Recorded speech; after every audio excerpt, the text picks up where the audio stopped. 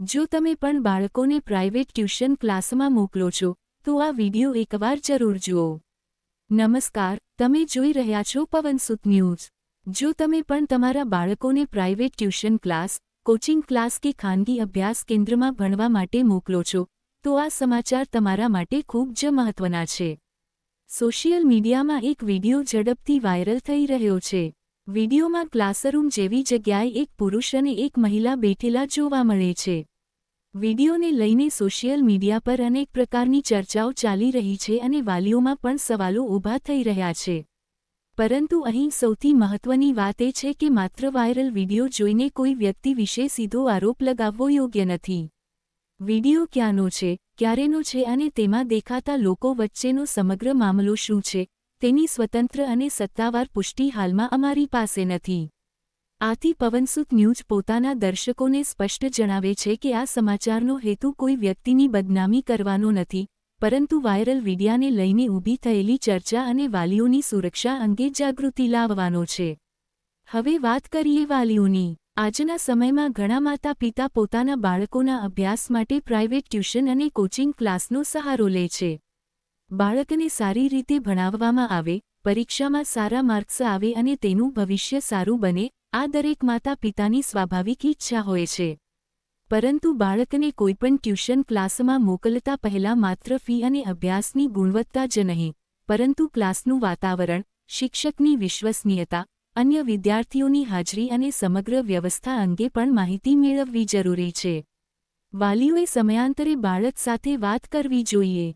બાળક ક્લાસમાં ખુશ છે કે નહીં?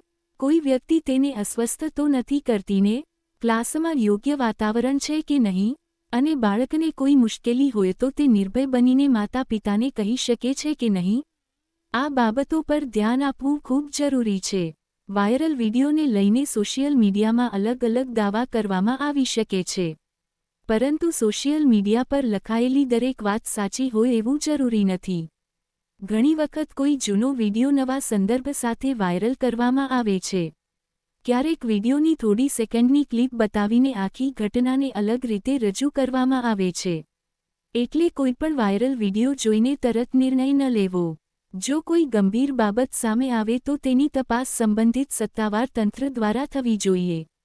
વાલીઓ માટે એક મહત્વપૂર્ણ અપીલ પણ છે, બાળકોને ટ્યુશન ક્લાસમાં મોકલ્યા પછી તેમની સાથે નિયમિત વાતચીત રાખો।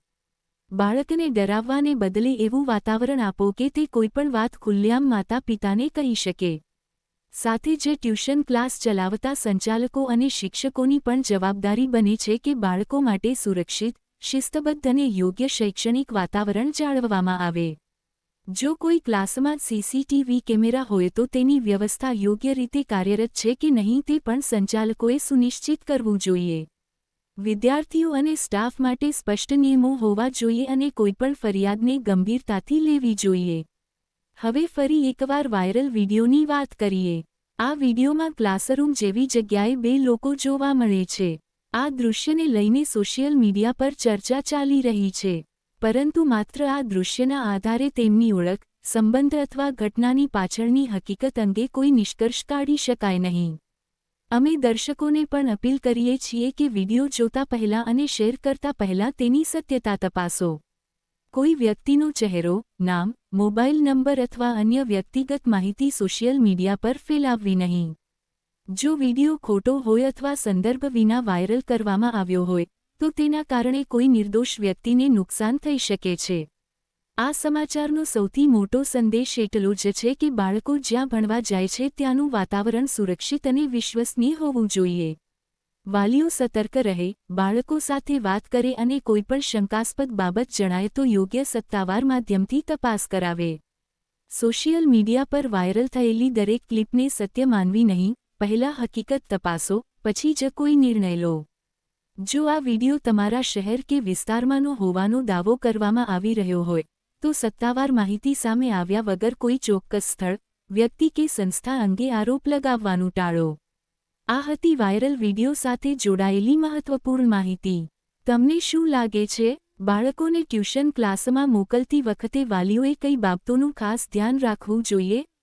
તમારો અભિપ્રાય કોમેન્ટમાં જણાવો। આવી જ સાવચેતીભરી અને મહત્વપૂર્ણ માહિતી માટે પવનસુત ન્યૂઝને ફોલો અને સબસ્ક્રાઇબ કરવાનું ભૂલશો નહીં. હું છું પવનસુત ન્યૂઝ. સતર્ક રહો, સત્ય તપાસો અને જવાબદારીપૂર્વક સમાચાર શેર કરો.